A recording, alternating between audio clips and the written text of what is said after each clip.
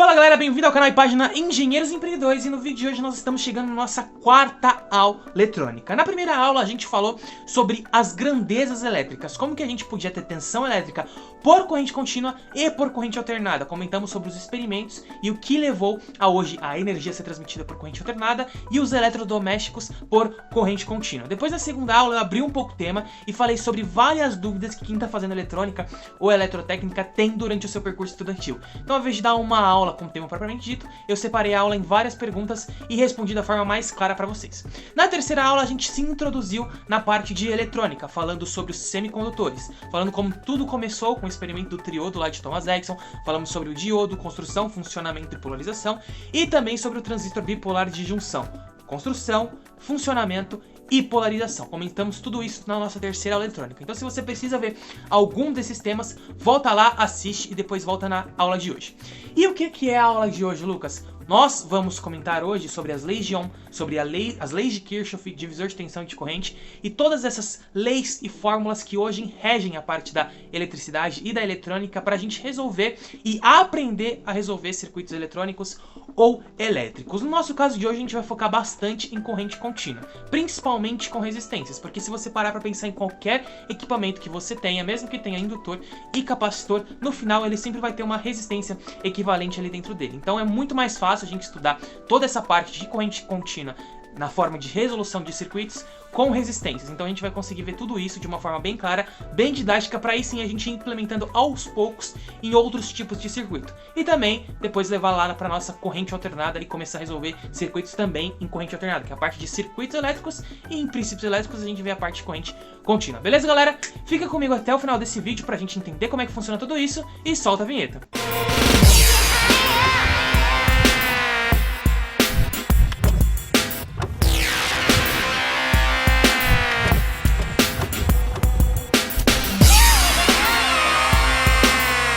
Como de praxe, galera, eu quero fazer um pedido pra vocês. Se você gosta do meu conteúdo, se acha que é um conteúdo de valor, se inscreve aqui no canal, deixa seu like, deixa seu comentário aqui embaixo se você tiver alguma dúvida e compartilhe com um amigo seu, que isso vai me ajudar a fazer mais vídeos e saber se eu realmente estou no caminho certo, beleza? Então vamos começar, galera. E antes da gente falar sobre lei de Ohm, lei de Kirchhoff, divisor de tensão e qualquer coisa desse tipo, a gente precisa estudar uma coisa que é muito básica e que qualquer estudante de eletrônica, de eletricidade, até mesmo estudantes do ensino médio estudam para começar a ser introduzido nessa parte de eletricidade e de eletrônica, que é o que?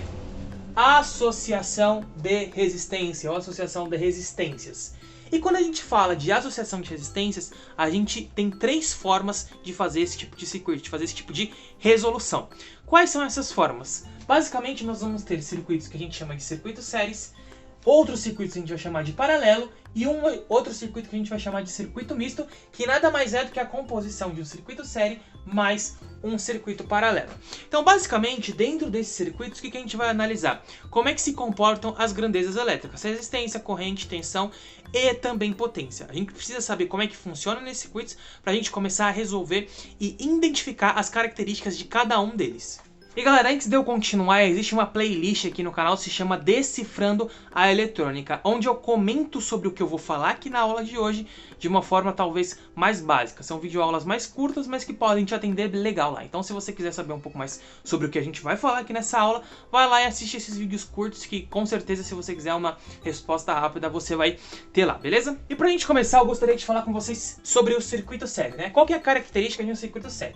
Basicamente, eu desenhei aqui um diagraminha, né? Um circuito com 6 resistências que estão conectadas num circuito série. Qual que é a característica de um circuito série? Basicamente, eu tenho a conexão de resistências em sequência. Como assim, Lucas? Imagina que cada uma dessas resistências aqui tem um terminal de entrada e um terminal de saída. Então, por exemplo, aqui eu tenho minha resistência R1. A minha resistência R1, aqui desse lado vai ser a minha entrada e desse lado de cá vai ser a minha saída. A minha resistência R2, desse lado aqui eu vou ter uma entrada e do outro lado eu vou ter uma saída. Aí depois, na outra resistência R3, eu vou ter uma entrada e uma saída. Aqui eu vou ter uma entrada e uma saída. E assim sucessivamente, beleza? Aí o que vai caracterizar um circuito série propriamente dito? A saída de uma determinada resistência na entrada da outra resistência. a saída de uma determinada resistência R2 na entrada de R3, a saída de R3 na entrada de R6, a saída de R6 na entrada de R5. E assim sucessivamente. Então perceba que a característica de uma composição de resistências num circuito série é você conectar entradas e saídas. É lógico que quando a gente vai aprender mais sobre circuitos elétricos ou eletrônicos, a gente não classifica uma resistência, os dois terminais da resistência, como entrada e saída. Mas é só para você entender qual que é a característica principal de um circuito série. E isso aqui acontece com relação às resistências. Mas Lucas, se eu quiser saber qual que é o valor total da resistência desse circuito série, o que eu faço? É aí que vem uma outra característica do circuito série, que é o quê?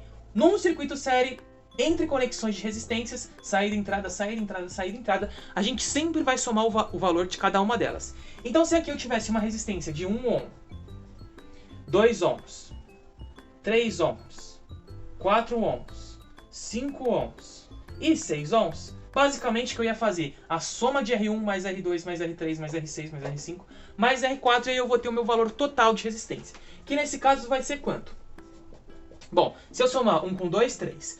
3 com 3, 6. 6 com 4, 10. 10 com 5, 15. 15 com 6, 21. Então minha resistência total desse circuito aqui vai ser 21 ohms. E aí eu posso substituir todo esse meu circuito série por uma única resistência de 21 ohms.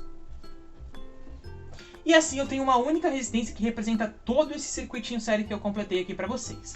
Beleza, aqui nessa breve explicação eu já falei tudo para vocês sobre resistência. É algo muito simples. Se eu quiser saber a associação delas, ou seja, se eu quiser juntar todas elas para representar em uma única resistência, basta eu somar o valor da resistência delas. Lembre-se que eu vou ter o valor numérico e sua unidade de medida, que é representada pela letra grega ômega, de ohm.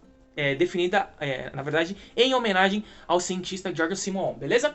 É isso que você precisa saber sobre essa parte de resistência. E quanto à unidade de medida que eu comentei aqui pra vocês agora, se você não sabe muito sobre a história e quer aprender mais, vai lá nas aulas eletrônicas antigas que você vai entender um pouquinho melhor. Bom, galera, entendida essa parte de resistências, vamos incrementar as outras grandezas elétricas: tensão, corrente e potência elétrica. E para falar sobre isso, eu também preciso introduzir um outro conceito. Qual é esse outro conceito, Lucas? Além do circuito série que eu comentei aqui para vocês, eu preciso também falar sobre a primeira lei de Ohm. A primeira lei de Ohm, ela define, ou melhor, ela relaciona as três grandezas elétricas principais: resistência, corrente e tensão elétrica. E como que George Simeon conseguiu fazer essa relação? Por meio de experimentos. Simples. Ele pegou vários materiais e fez uma verificação bastante interessante que chegou-se na primeira lei de Ohm, que define uma determinada fórmula que relaciona a resistência, corrente e tensão.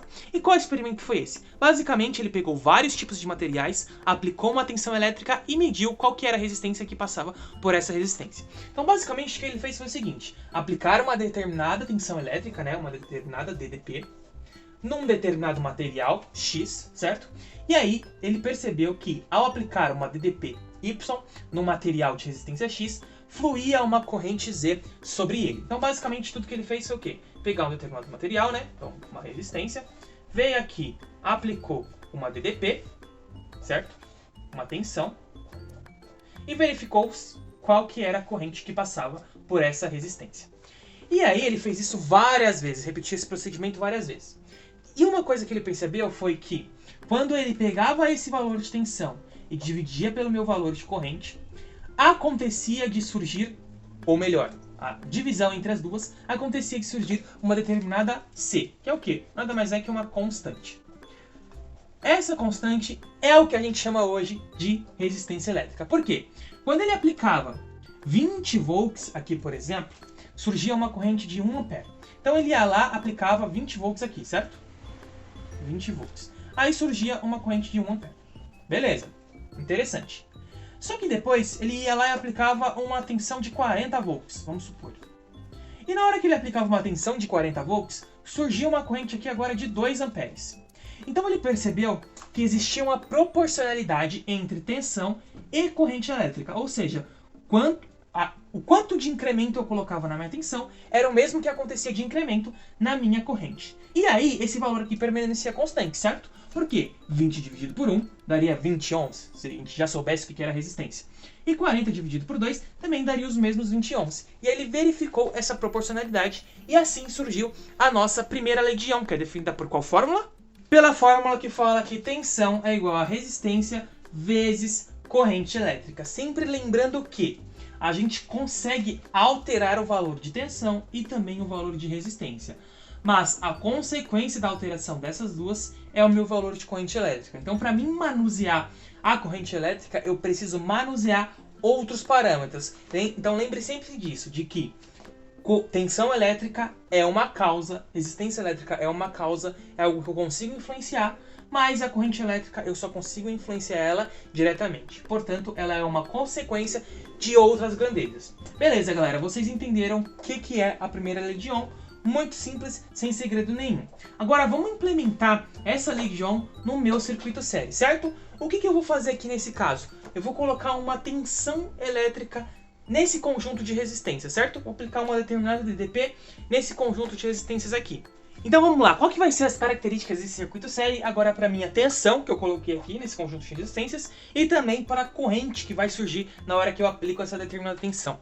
Sempre lembrando que, se eu fizer a associação dessas resistências, dessas 6 resistências, igual eu fiz lá no início, eu vou ter um circuito equivalente que é igual a esse aqui, certo? A mesma coisa que está aqui, só que agora com uma resistência só que eu chamei de RE, que é o meu resistor equivalente. Agora vamos supor o seguinte, né? Vamos colocar os valores para cada uma dessas resistências. Vamos colocar os mesmos valores que a gente colocou lá atrás, tá? 1 ohm aqui, 2 ohms aqui, 3 ohms aqui, 4 ohms aqui, 5 ohms aqui e 6 ohms aqui. Aqui o circuito equivalente nada mais vai ser que minha resistência equivalente, que vai ser 21 ohms, tranquilo? Para arredondar as minhas contas, o que eu vou fazer? Eu vou colocar uma tensão elétrica, eu vou colocar uma DDP nessas duas baterias aqui de 21 volts, tá? Só para simplificação do cálculo. Então basicamente aqui eu vou ter 21 volts e aqui eu também vou ter os meus 21 volts. Beleza, galera. Uma coisa que vocês precisam ficar atento e a gente já vai introduzir nos outros conceitos é o quê? Bom, agora eu apliquei uma determinada DP, vai surgir uma corrente elétrica aqui. O que vai acontecer? Essa corrente vai percorrer, convencionalmente falando.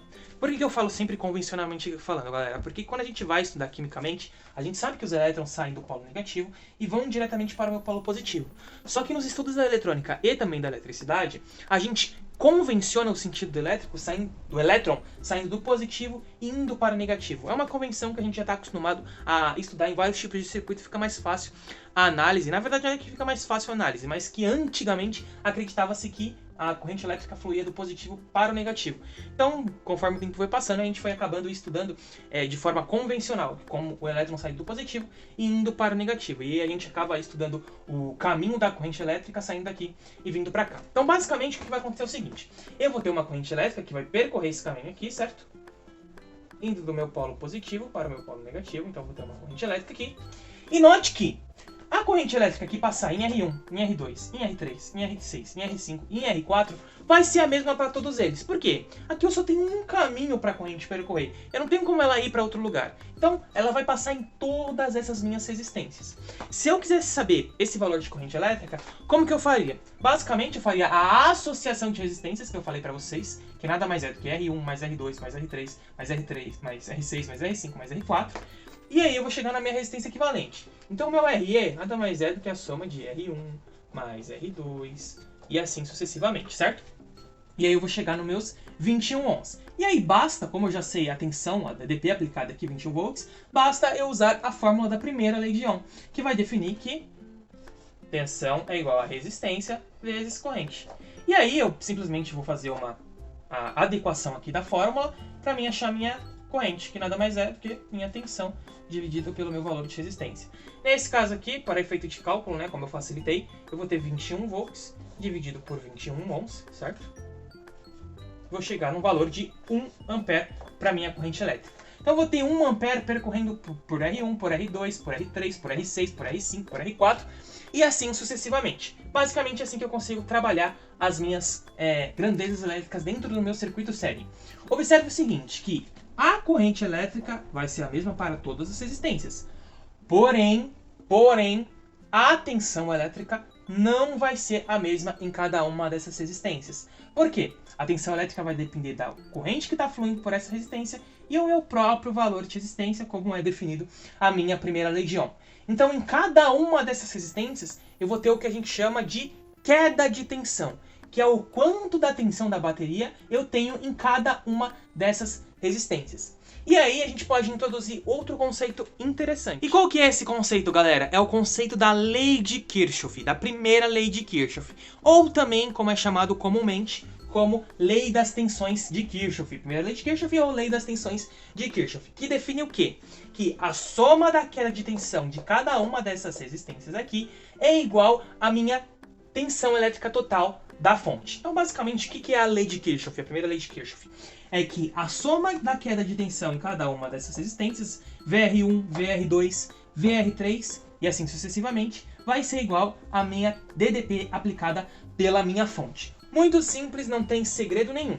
Agora, como é que eu vou fazer esse cálculo, né? Como que eu sei a queda de tensão em R1, em R2, em R3 e assim sucessivamente? Bom, basta eu multiplicar o valor da corrente elétrica, que eu já achei pela primeira lei de Ohm, simplificando o circuito a uma resistência só. Então deu 1 ampere. E aí eu vou fazer a multiplicação desse 1 ampere pelo meu valor de resistência. Por quê? Porque a lei de Ohm não fala que tensão é igual a resistência vezes corrente. Então basta eu multiplicar o valor de corrente que está passando pela minha resistência pela minha resistência propriamente dita do meu resistor. Então é o seguinte, se eu multiplicar 1 ampere por 1 ohm, quantos eu vou ter de volts aqui? 1 volt.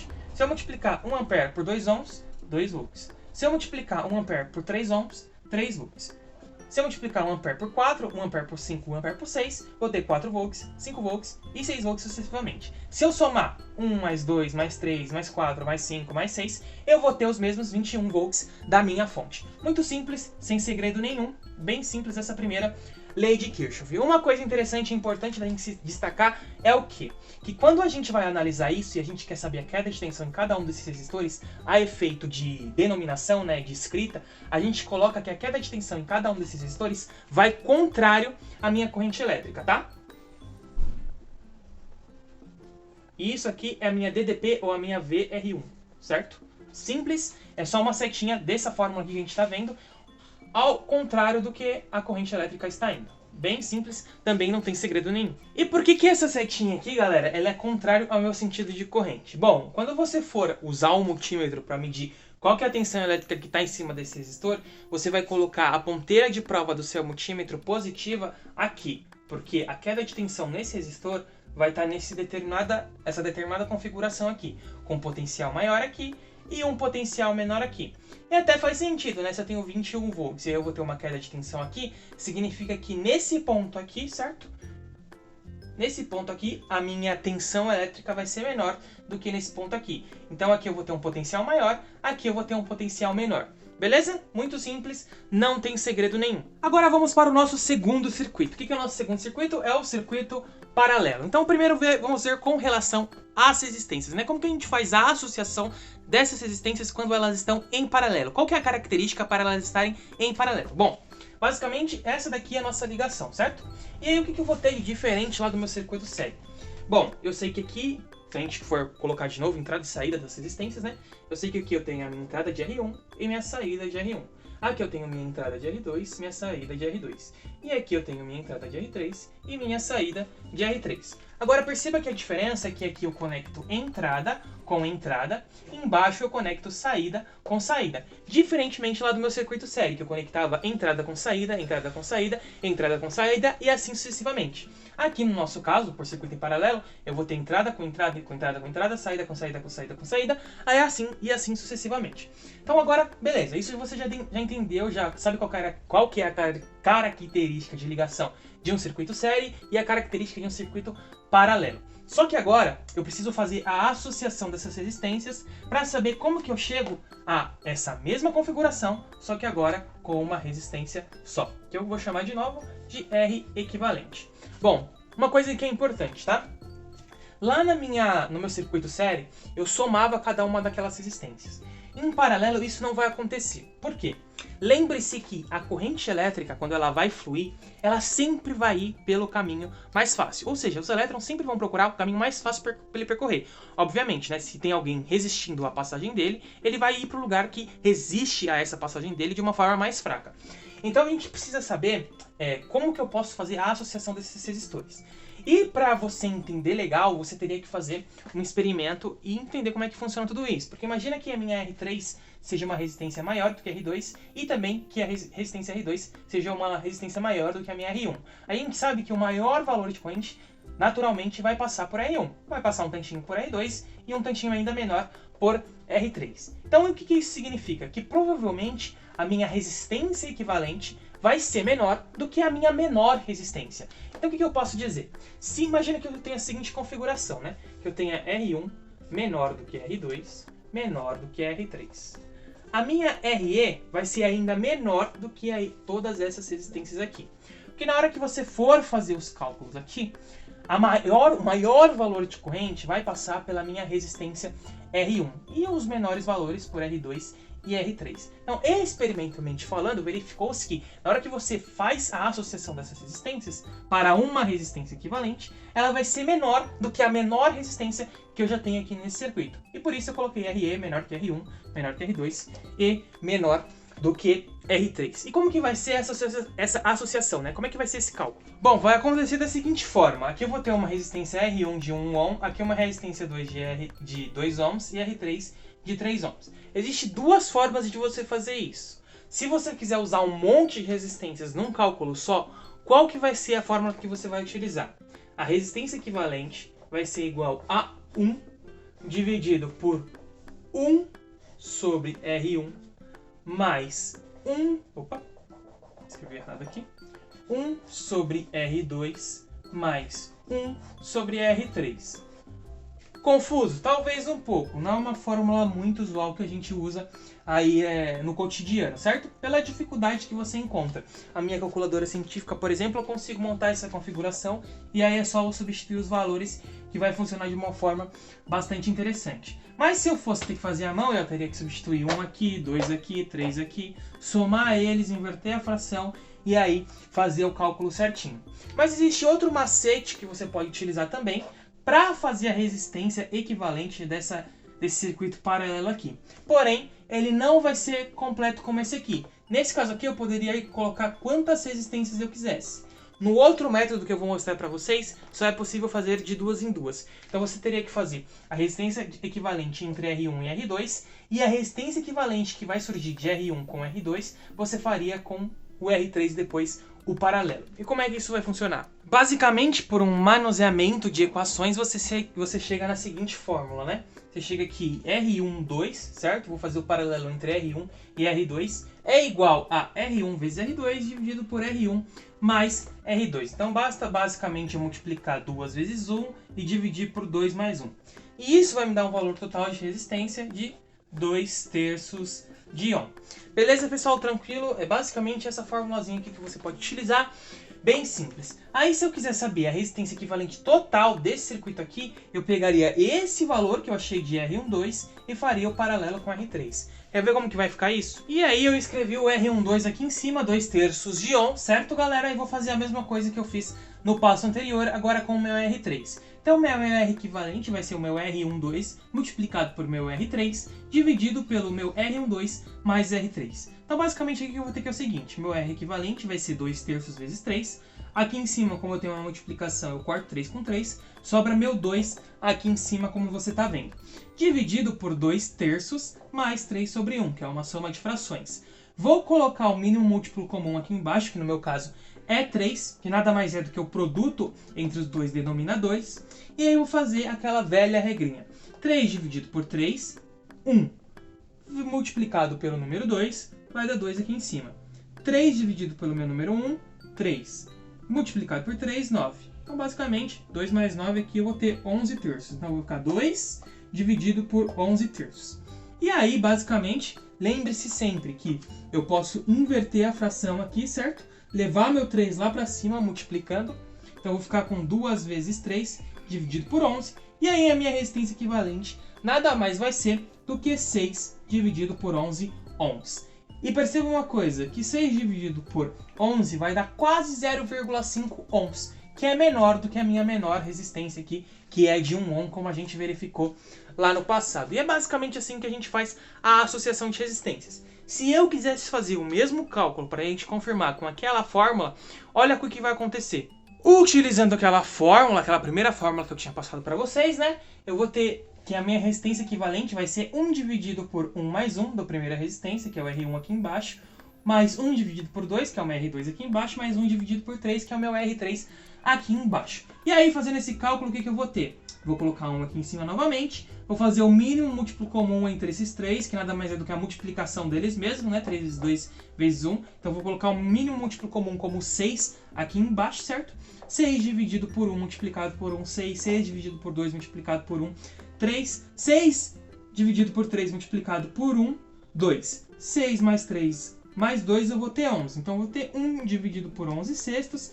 Inverto a fração, vou ter 6 dividido por 11 ohms, que é o mesmo valor que a gente tinha encontrado pela outra fórmula. Para você perceber que as duas funcionam de forma igualitária. Agora vamos verificar como é que isso funciona para tensão e também para corrente. E para introduzir tensão e corrente nesse circuito paralelo, a gente precisa introduzir um outro conceito, que é a segunda lei de Kirchhoff, ou também conhecido como lei das correntes. Segunda lei de Kirchhoff ou lei das correntes, de Kirchhoff também. É o seguinte, galera, qual que são as propriedades da resistência, da tensão elétrica e da corrente num circuito paralelo? Bom, no circuito em série a gente sabe que a corrente que passa pelas resistências é igual para todas elas, e a tensão se divide em cada uma das resistências com uma queda de tensão.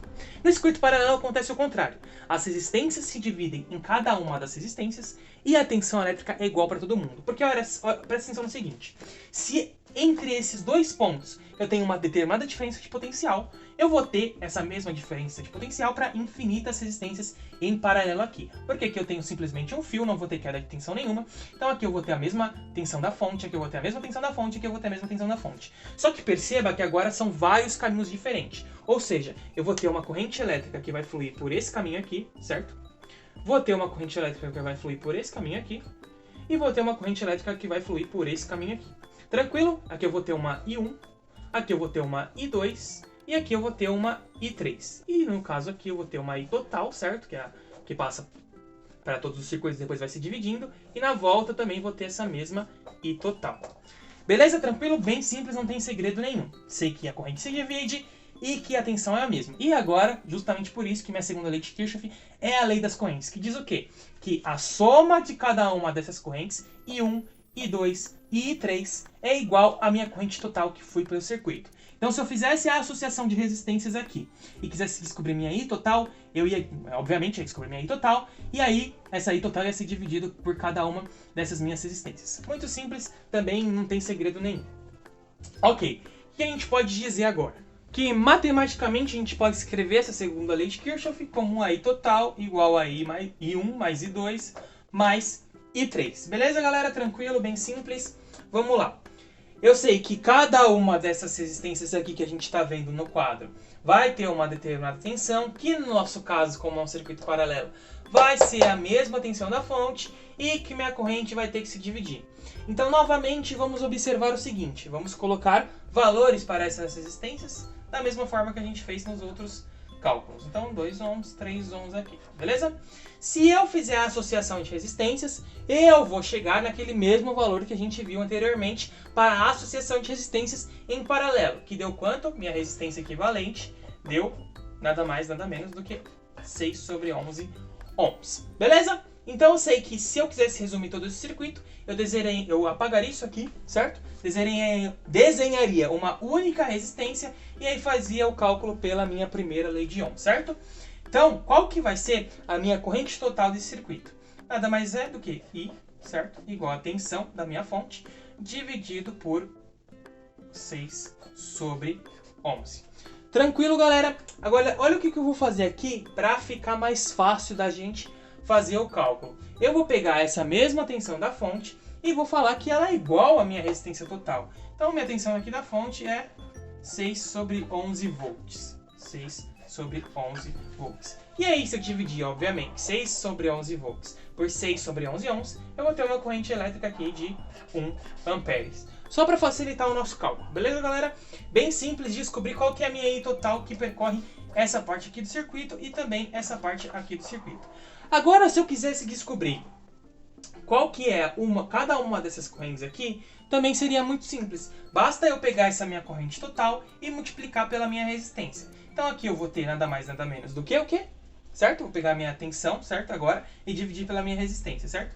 Se aqui eu tenho 6 sobre 11 volts, vou dividir 6 sobre 11 volts por 1. 6 sobre 11 volts dividido por 1 vai dar 6 sobre 11 volts. Depois eu vou pegar 6 sobre 11 volts dividido por 2. Então eu vou pegar 6 sobre 11 volts dividido por 2, inverto as frações, eu vou ter nada mais, nada menos do que 6 sobre 22 amperes. Na outra eu falei 6 sobre 11 volts, mas é 6 sobre 11 amperes. Aqui eu vou ter 6 sobre 22 amperes e no meu IR3, 6 sobre 33 amperes. Nada mais é do que eu peguei a tensão, que é 6 sobre 11 volts, e dividi por cada uma das resistências.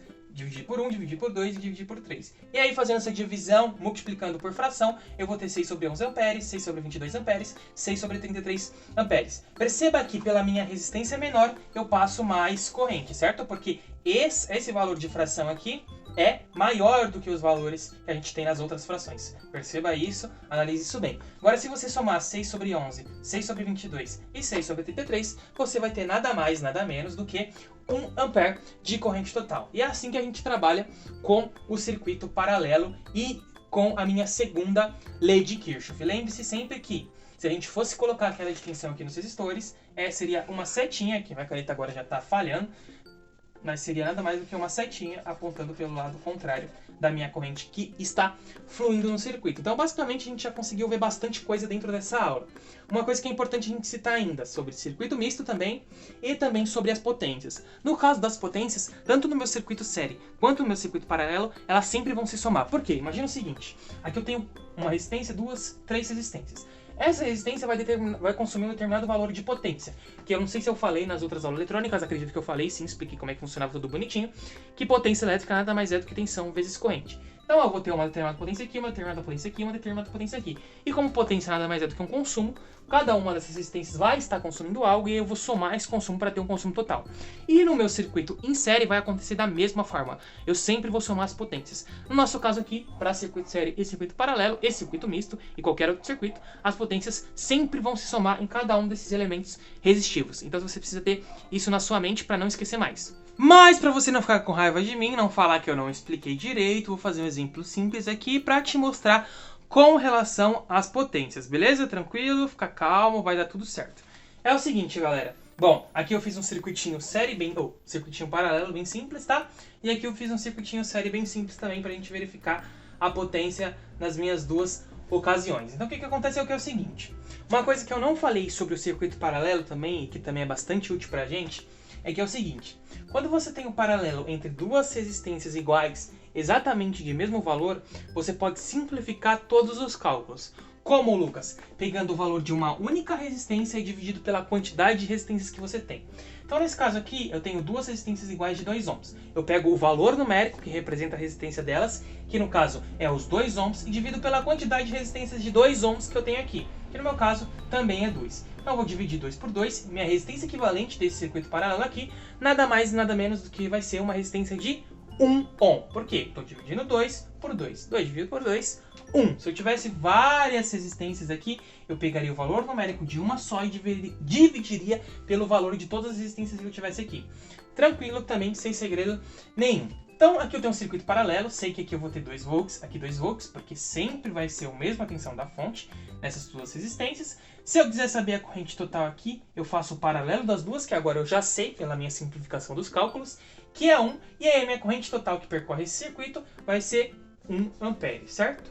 Porque eu vou ter 2 volts dividido por 1 ampere, ou dividido por 1 ohm, vou ter 1 ampere de corrente elétrica fluindo por esse circuito, e aí como as duas resistências são iguais, aqui vai passar um valor de corrente de 0,5 e aqui de 0,5 amperes, já que a corrente vai se dividir pelos dois caminhos de forma igualitária, porque as resistências são iguais. Bem simples, não tem segredo nenhum.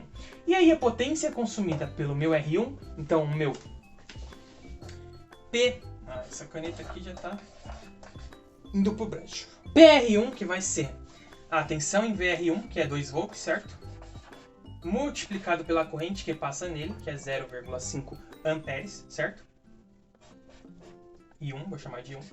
E minha PR2 vai ser minha VR2 multiplicado pela minha I2, que também vai ser 0,5 amperes. Substituindo os valores aqui, certo? 2 volts multiplicado por 0,5, eu vou ter 1 watt para cada uma dessas minhas resistências. Galera, uma coisa que é importante da gente definir aqui que é o seguinte, para vocês entenderem, tá?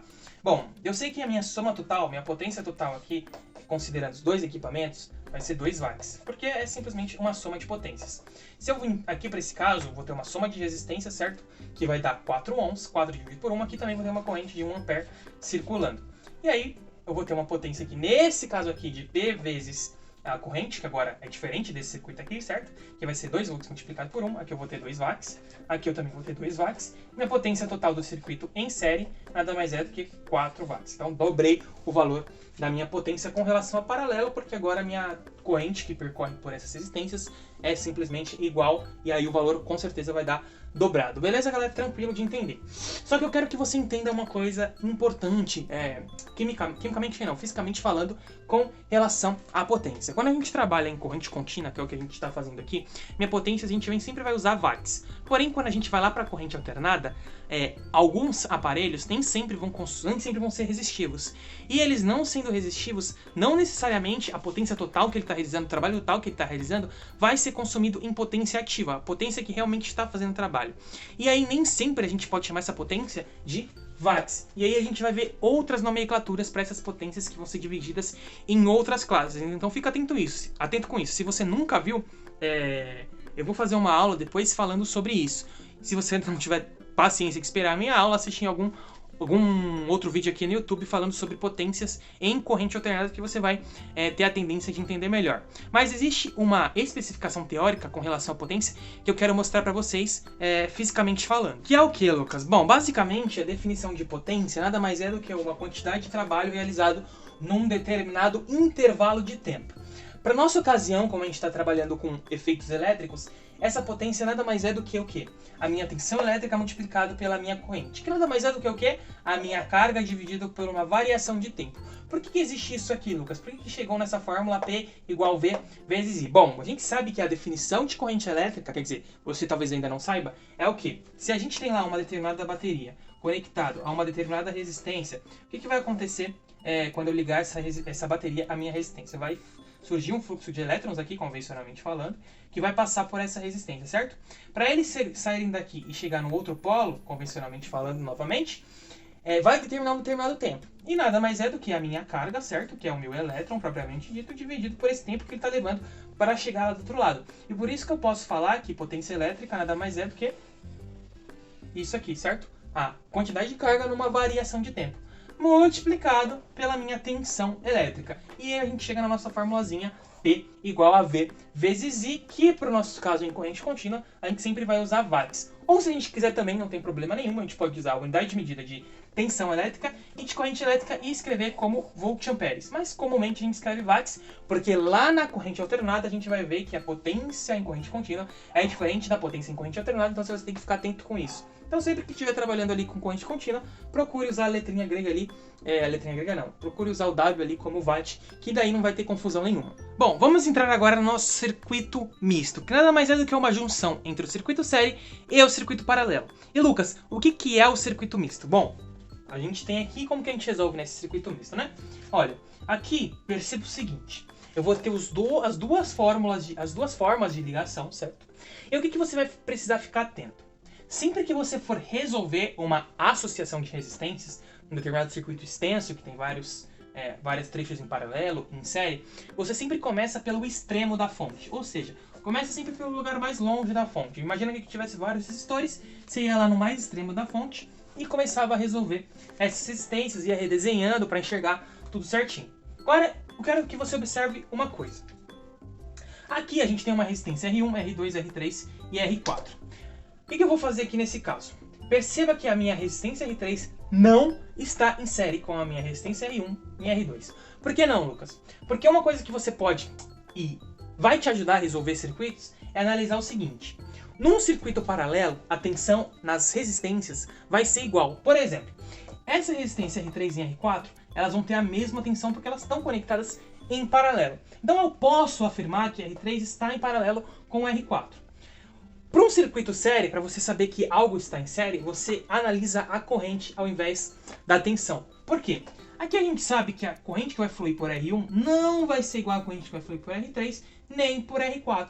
Ou seja, eu não posso falar que R1 está em série com R3, porque as correntes que fluem por cada uma dessas resistências é diferente. Eu só posso afirmar que uma resistência está em série com a outra se a corrente que percorre ela é exatamente a mesma. Então essa característica é uma característica importante na hora que você estiver resolvendo circuitos elétricos. Sempre observe isso. Está em paralelo mesmo? Será que eu tenho a mesma tensão nas duas resistências? Se você falar sim, tenho a mesma tensão nas duas resistências, significa que elas estão em paralelo.